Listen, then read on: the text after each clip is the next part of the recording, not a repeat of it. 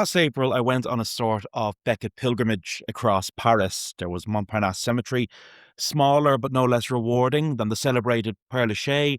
I think probably Simone de Beauvoir and Serge Gainsbourg. They might bring more visitors there, but there's plenty of evidence of pilgrimage at the grave of Sam and his wife Suzanne. There were trips to cafes and bars where Beckett had spent happy hours. Indeed, you'd forget that Beckett died, and I say this in the way historians say it, relatively recently. And what I mean by that is within spitting distance of the 1990s. He left this world in December 1989. And there are still many who encountered him there. Stories about him abound in Paris. Some are apocryphal, but others are believable. And Beckett's publisher and great friend, John Calder, who died only in 2018, would recount that Paris changes less than other major cities. And I'm sure if you live in Paris, and some of you do, you might disagree with that. Calder wrote some years earlier in the Irish Times, Beckett first went to Paris to teach in 1928, where he fell in with the Joyce Irish Circle, and where he returned frequently to try to write, much to the despair of his well-to-do Protestant business family in Dublin, who could not understand why their academically brilliant son would not settle down to a conventional job, but preferred to be penniless in bohemian Paris, writing novels that no one was interested in reading. When I'm in Paris, though, and trying to seek out the Paris of Beckett, I find you're walking in the footsteps of John Minihan, the brilliant photographer whose name is now eternally linked with Beckett. And a new exhibition in the National Gallery brings some of Minahan's famed Beckett shots to the public, alongside equally important work of things like everyday life in Athy and Havana. And it was pictures that John took of a wake in Athy that really impressed Samuel Beckett and opened the door for him to the writer. In an interview with The Guardian, Minihan recounted the day he photographed Beckett at his local cafe in Montparnasse at 3 p.m. on a Sunday. After almost 2 hours of talking, Beckett asked him if he'd like to take his photograph. I got out my Rolleiflex and took 3 frames. They turned out better than I expected because Sam directed the whole scene. Minahan's images of Beckett are perhaps more familiar to the Irish public today than Beckett's own work, especially that iconic image at the cafe. And as Kieran Carty rightly contends, they are surely among the most iconic images of the 20th century. And Minahan's exhibition, which is a triumph, would be case enough for an episode looking at the Dublin of Sam Beckett, but so too is this fact, and I've just about made it. Today marks his 120th birthday. Beckett left Ireland, yes, but his time here was formative, and this isn't like the story of James Joyce. This is a story of coming and going for considerable time. And his interest in here was important as well. And as tempting as it is, I think, to sometimes view things like Beckett and Joyce as leaving Ireland, a break with one thing and a total embrace of another, Ireland still fascinated him. He would write on things as diverse as our censorship laws, our visual artists, of whom he was a great champion. And he was interested in even more curious things. When Maeve Binchy interviewed Sam in 1980, the topic drifted to R.M. Smiley, the larger-than-life editor of the Irish Times and Olympian drinker, the Palace Bar, the Pearl Bar. My memory of him was that he ran his newspaper from the pubs, Beckett told her, and that there were circles around him, listening to what he wanted to do and running away to do it. And Beckett never lost that beautiful accent, which we hear here in his acceptance of a major Italian award in 1959 for his work on radio. Do not ordinarily write for radio, but I think that it is a medium which has not been fully exploited, and that there are great possibilities for writers in this form of expression. As a small effort at marking the landmark 120th birthday of a son of Dublin and Foxrock and winner of the Nobel Prize for Literature, this episode brings us through some of Beckett's Dublin. This isn't a biographical look per se at the life and times of Samuel Beckett, and I mean, he's been really fortunate in that regard. Some extraordinary biographies that we'll be reading from today. It's not a life and times, a journey from beginning to end. More, I hope this is a journey that makes you look at some places in the city anew, places that you might be walking by every day and never knew had a connection to the life of Samuel Beckett.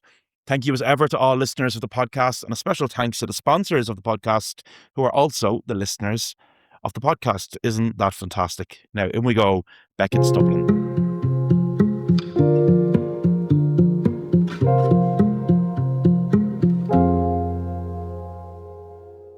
For the good people of Foxrock, news of the Easter Rising took the inhabitants by surprise, but it played out at a comfortable enough distance. Indeed, one British soldier, Orson Lucas, accidentally found himself wandering onto a Foxrock golf course that week, later telling the story to the press.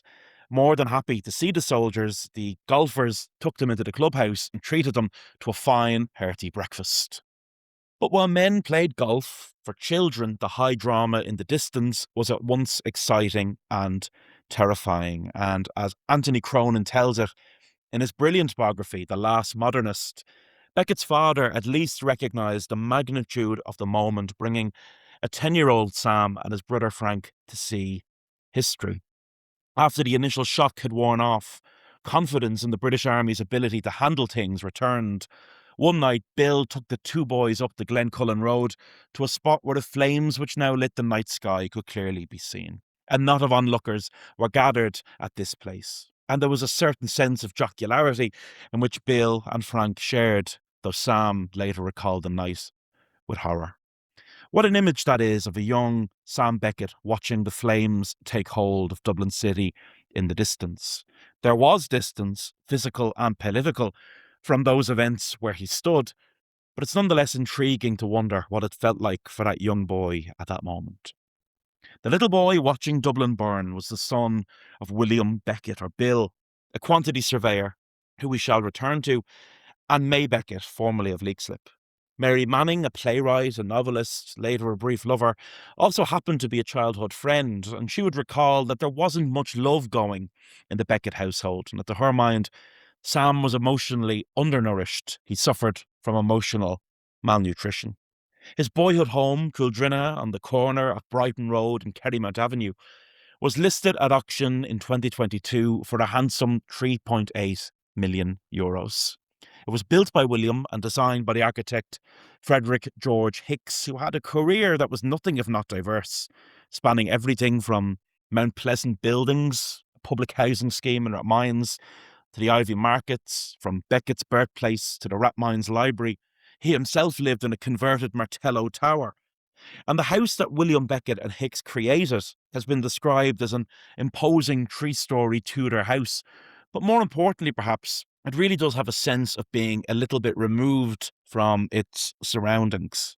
As Deirdre Baer notes in her biography, the house was secluded behind high brick walls topped by higher shrubs and trees, which made it seem far removed from the busy main thoroughfare just over the walls.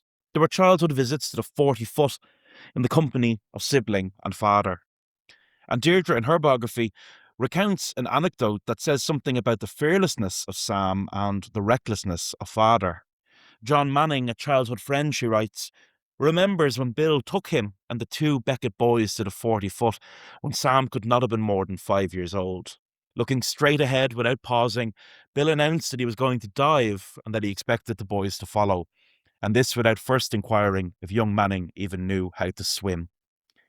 Time with his mother was spent in less dramatic surroundings. There was Tullow Church on the Brighton Road, where he attended service with his mother and siblings, and where the family had their own pew. Later in life, he would dismissively recall that my brother and mother got no value from their religion when they died. At the moment of crisis, it had no more depth than an old school tie. Irish Catholicism is not attractive, but it is deeper. While Bill was often away from the family home, he could be found at 6 Clare Street in the heart of the city.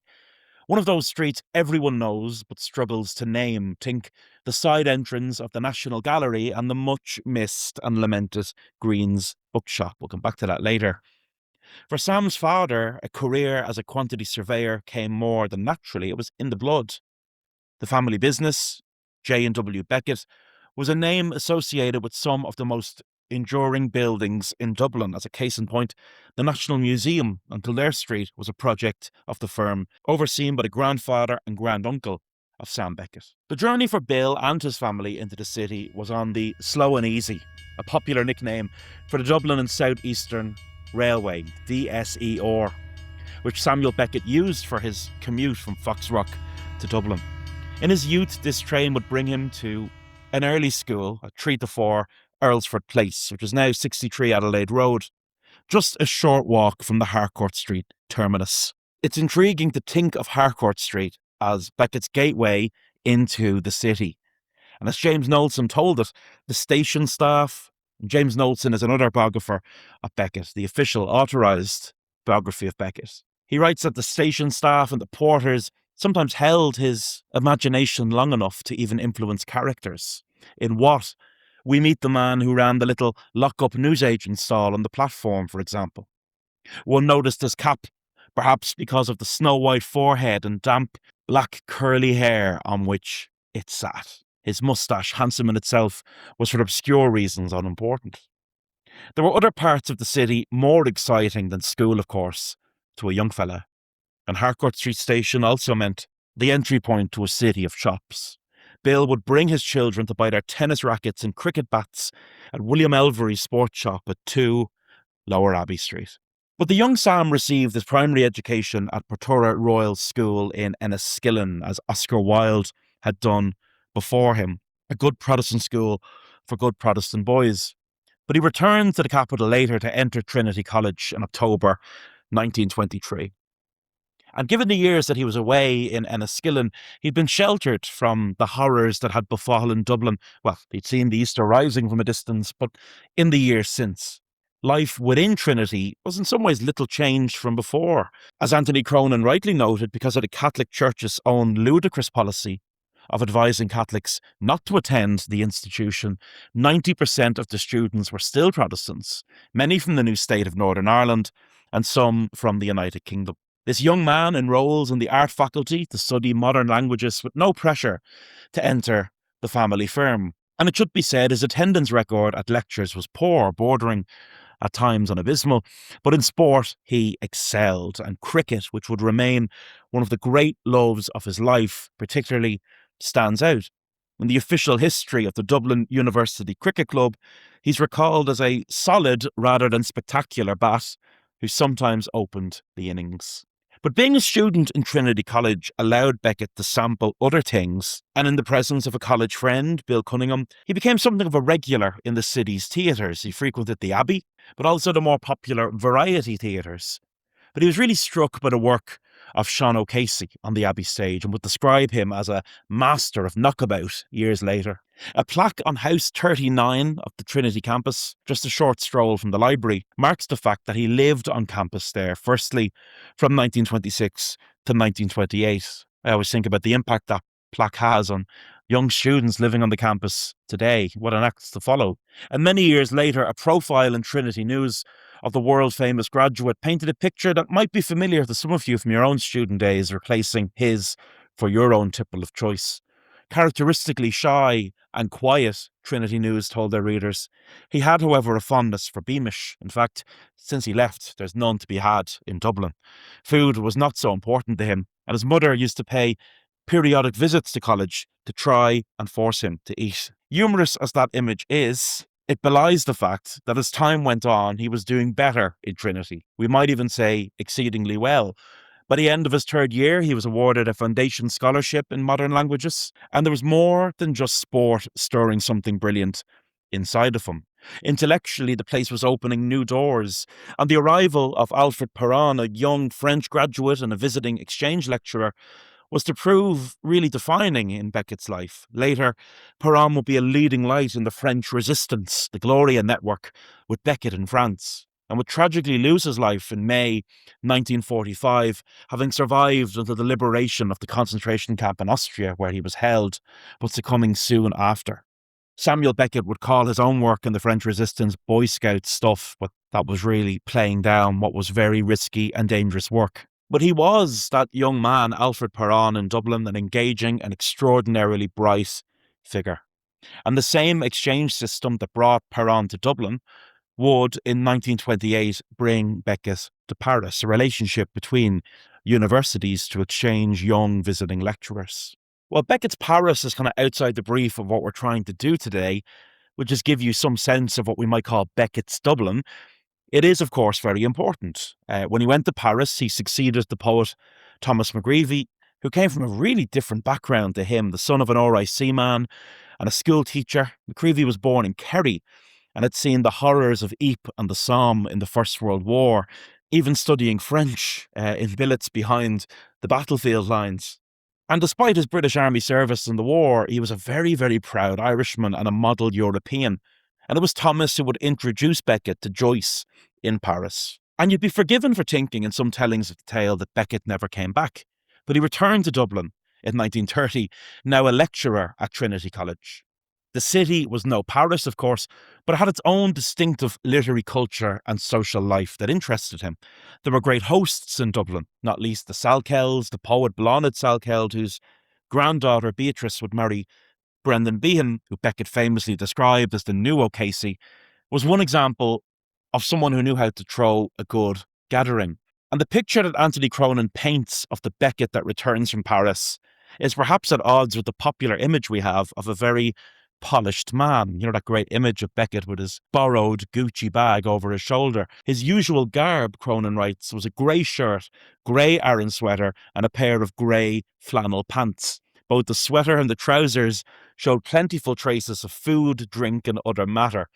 On top of these, he wore a belted trench coat, which was also in need of cleaning, and sometimes his black beret. His shoes, too, were permanently dirty and in need of repair. It was all a far cry from the bowler-hatted young man his mother would have liked to have seen. Just as Thomas McGreevy had opened the door to James Joyce in Paris, he would introduce the young Sam to another remarkable figure in Dublin, in this case, the painter Jack B. Yeats, whose studio on the corner of Fitzwilliam Square became something of a familiar haunt in a friendship that would prove really enduring. One can simply bow, wonderstruck, he would later write about Jack's work. And McGreevy, writing about Jack B. Yeats later, noted that it's not yesterday or the day before that Jack Yeats discovered labouring humanity. At the Celtic Race Congress in Paris in the 1920s, he read a paper in which he gave it as his opinion that the most stirring sights in the world are a man ploughing and a ship on the sea. He still paints the people, and with even more passionate directness in recent years than in his earlier days. Sometimes there is more outward calm, but more inward intensity, fire, and imagination than there used to be. The mutual admiration between the men was to endure until the death of the painter, and a prized possession of Samuel Beckett, paid for in instalments, naturally, was a painting by Jack B. Yeats. But increasingly, Beckett grew tired of a lecturing position in Trinity College. And Cronin, in his biography, paints a picture of a young man who was a little bit lost, turning to the pub, and with a keen sense of the topography of Dublin pubs. We all have that in our heads, you know, an idea of what different pubs mean, who goes to different pubs, maybe which pubs to avoid. Cronin writes, he would usually emerge by the Pierce Street gate, and his itinerary would take him along Pierce Street and up Westland Row. Since the clientele of the pubs along this line was entirely lower middle and working class, he could be fairly sure of not meeting anybody he knew. Kennedy's of Westland Row was a favourite haunt. Returning to that mention in Trinity News about what he liked to drink, Cronin notes that he often drank Guinness, but on the whole he perversely preferred a cork brew Beamish. This could not be obtained everywhere, since it did not have much market in Dublin, and its availability was another reason for preferring certain pubs over others. The drinking could be heavy, but as Deirdre Bear notes in her biography, Beckett was in a world where it could be discreet. He was very far from the gaze of his father, and his lunchtime world of private dining clubs and evenings at his yacht club were far removed from late-night binges in the pubs and shebeens of Dublin. And so there was no reason for them to find out, as long as Beckett was discreet enough to be able to get himself back to his rooms at Trinity without untoward incident.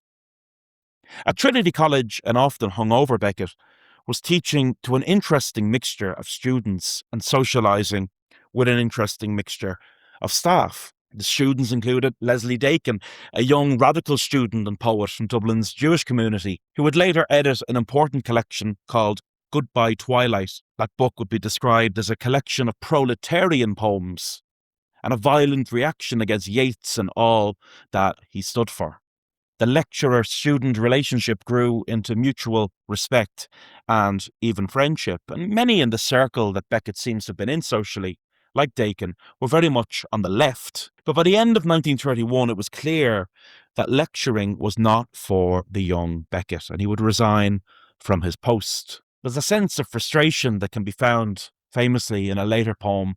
Spend the years of learning squandering courage for the years of wandering through a world politely turning from the loutishness of learning. But the period following that decision to resign from his teaching post was particularly grueling. And in his letters, there's a feeling of being trapped. To McCreevy, he complains of being an insensible mess of alcohol, nicotine, and feminine intoxication.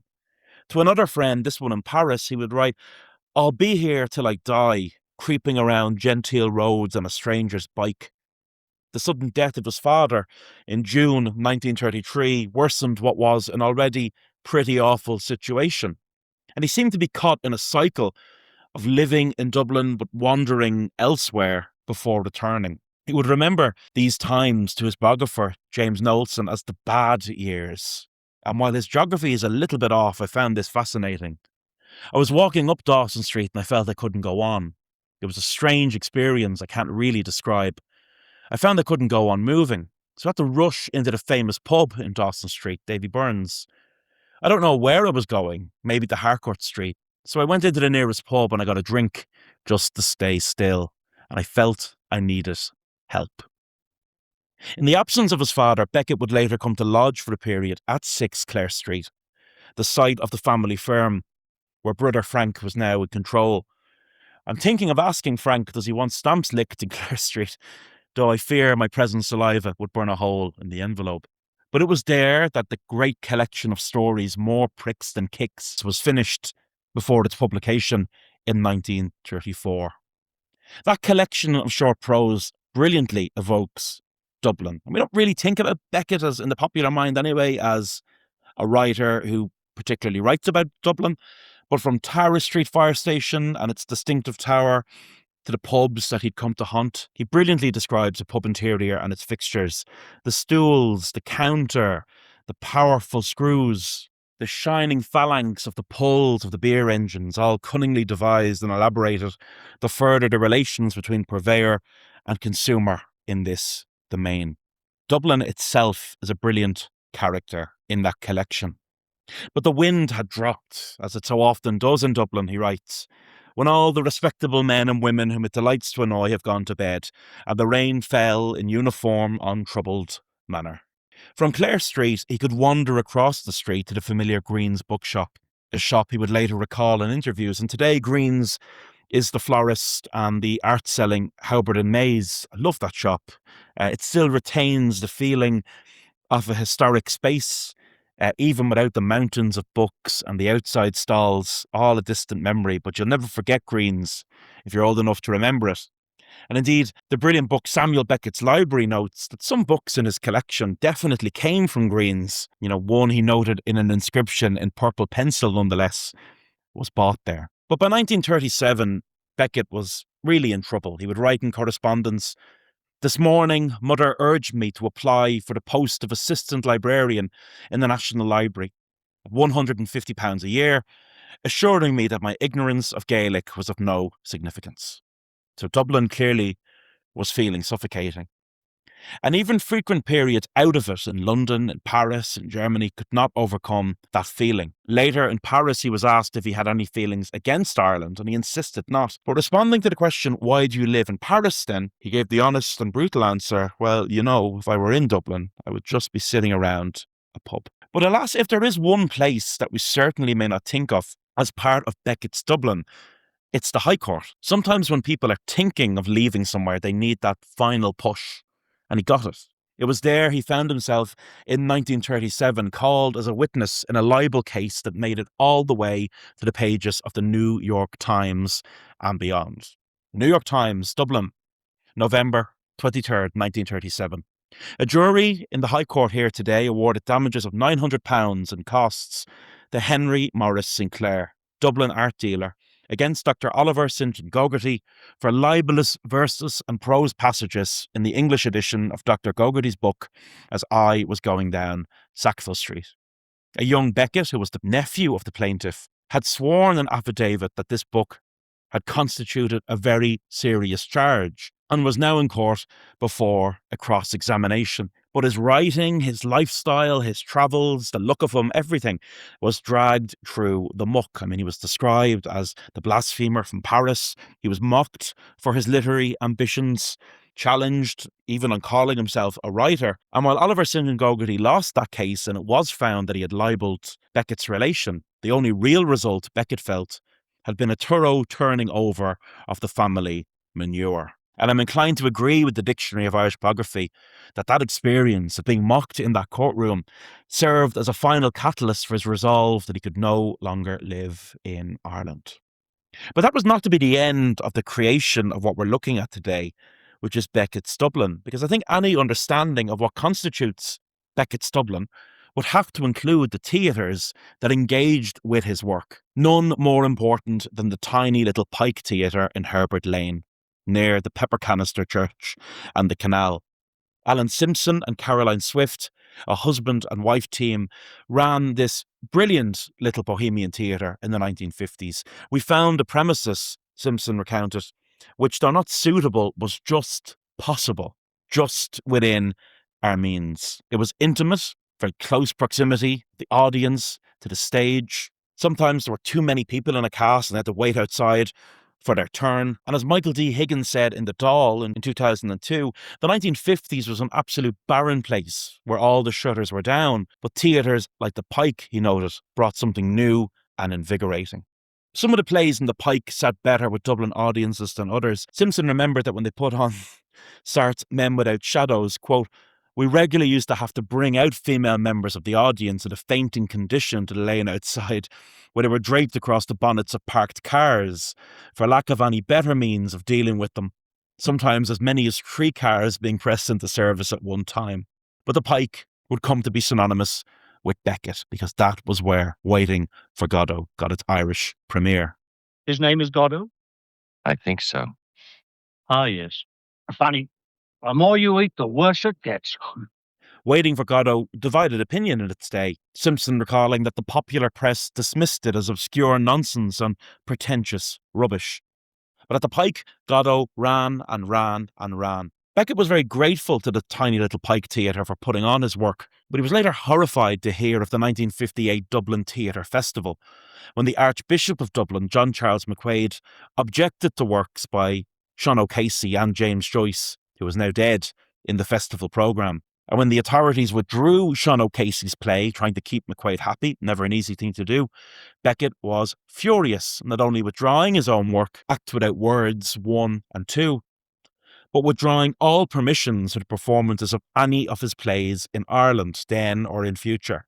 Thankfully, that ban proved a short thing, but it was testament to his commitment to freedom of expression and against censorship. Another example of Beckett keeping an eye on Ireland was his offer to support any protest John McGahern wanted to make when his book, The Dark, was famously banned and he lost his job as a schoolteacher. He wrote and asked if McGahern wanted a protest to be made about the ban. For someone who shunned many, many awards, he did accept an honorary doctorate from Trinity College in 1959.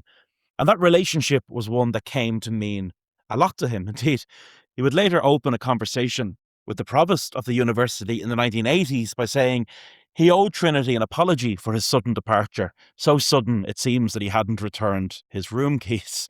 And today, the Samuel Beckett Theatre on campus honours him. Now, I know that the Samuel Beckett Bridge is such a beautiful thing on the River Liffey, but for me, I think the Samuel Beckett Theatre and the fact that it's one of the more experimental theatres in Dublin, in a campus where he was both a student and a lecturer, I think there's something quite beautiful about that.